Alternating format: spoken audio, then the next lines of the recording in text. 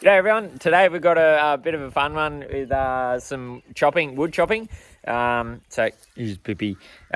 Please hit that like and subscribe button. That'd be really helpful for our little farm. We've also got some electric fencing, and we also see another snake in the shed. So yeah, keep me on my toes there. So yeah, thanks very much for watching, and check it out. Gonna get in and get some firewood cut today. Got to sharpen a couple of chains. Might as well do a couple of saws on that way I don't have to stop midway to sharpen. Got to go up and cut some more in the forest there. Any sort of dead trees or crowding trees, we can thin them out a bit. I've just got this third hand sharpener. We used to have like a 12-volt sharpener. I found it probably took a bit more off than we wanted. Didn't do quite as good a job.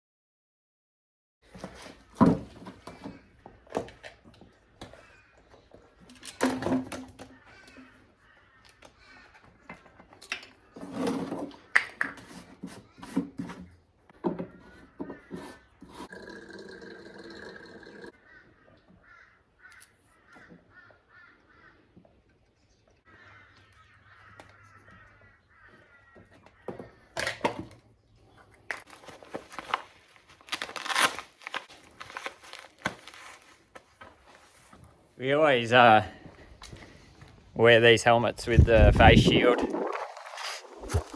It's just that added bit of protection. We've never had an accident with a chainsaw, but you wouldn't want to. So this is a pretty cheap form of insurance.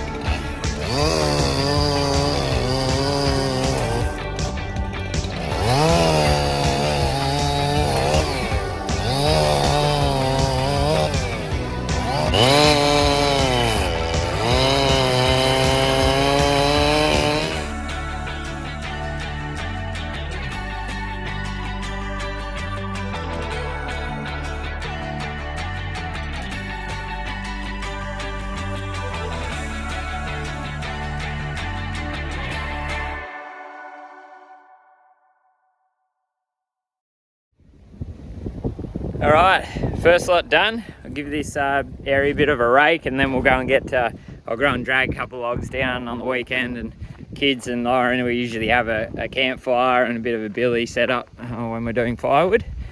We'll do that, and then we'll be right for a quarter of the winter. It's becoming quite chilly there the last few days because it's been snowing up on the Barrington tops, so it's only about an hour away or so.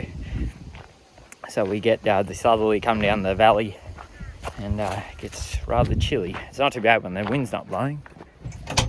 If anyone wants to see one of the most dangerous snakes in Australia, there are lots of different snakes in Australia.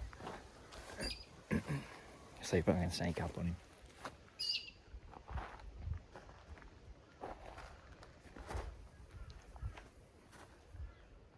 That's a black snake.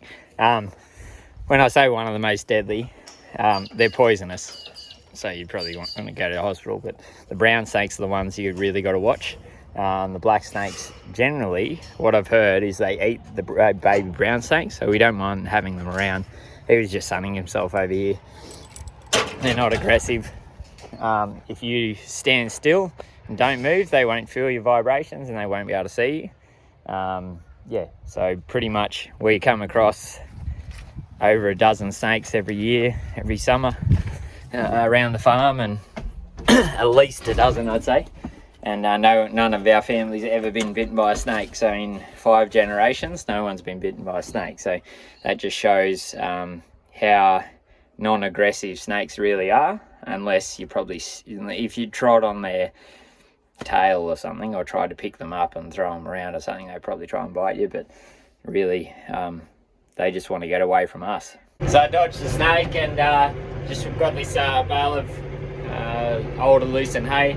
It's going to go out for the dryers and some of the heifers. Lovely sunny day. Cows are down there. I'll have to get them out of there to remember the on-off grazing, make sure they don't damage the new grass. Just going to shift this effluent irrigator again. So here's the new ryegrass seed. So we're up on this pretty sort of furthest hill on the farm that gets sown. You can see it all here. This is a really fine ryegrass seed. It's quite fragile and vulnerable when it's this little, and then provided it's got enough nutrient, enough water, it'll take off. Just when I was up pulling that drag line down, I'd forgotten it was behind the electric fence, and it pulled the electric fence down. So the cows have all gone through to the next feed, tomorrow's feed. Doesn't matter, they've only just gone through, so I'll get them out now and they can go onto their loosened hay. Pretty much done with this paddock anyway, and then they'll get a new strip tomorrow morning.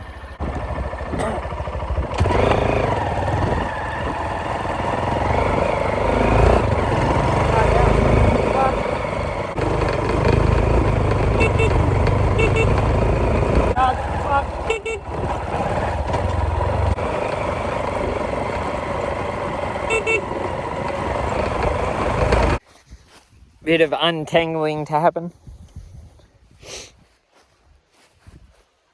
So this is just that poly wire, electric fencing wire, or sort of string. It's extremely versatile. You can, when it breaks, you can just tie a knot in it.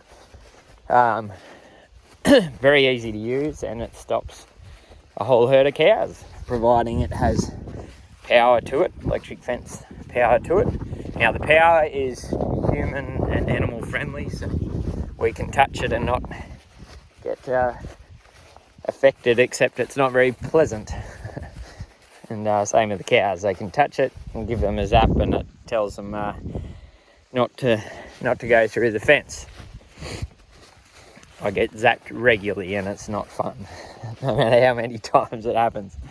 And the dogs don't like it either.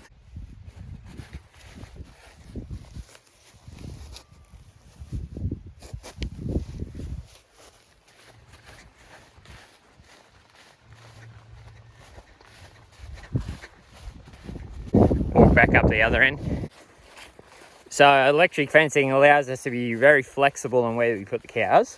Allows us to have sort of permanent paddocks, but then we're able to split those paddocks down into smaller paddocks. Over time, we've learned how many paces it is to divide up our paddocks depending on the time of the year. And that takes a bit of experience, and it depends on the amount of cows on the farm, and it depends on the speed that the grass is growing, what grass species are in there, all sorts of things, and how long you want the cows in there. It also depends on the weather too. If it's dry, less feed or sparser feed, and that's going to affect it. So pretty much I'm just going out 50 paces now. Usually it's sort of around that 35 when the grass is nice and thick and they've got plenty of feed.